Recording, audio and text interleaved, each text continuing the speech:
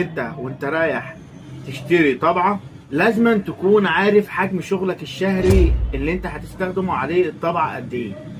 يعني ايه الكلام ده حضرتك؟ يعني حضرتك لو انت مكتب محاسبة، مكتب محامي، مدرسة، او مكتب في مدرسة، او مكتب في اي مكان، يعني حجم شغلك كتير، فانت لازم تعرف اللي مسؤول او اللي هتشتري منه الطبعة ان انت مثلا هتعمل حوالي 10,000 ورقة في الشهر، او 20 ورقة في الشهر، او 30 ورقة في الشهر، 30,000 ورقة في الشهر.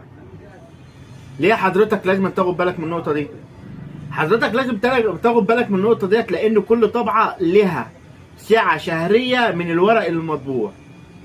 يعني ايه الكلام ده؟ يعني حضرتك لو دخلت مثلا على اي طبعة او اي موديل هتلاقي في المواصفات بتاعتها حاجة اسمها دورة التشغيل الشهرية. دورة التشغيل الشهرية ديت اللي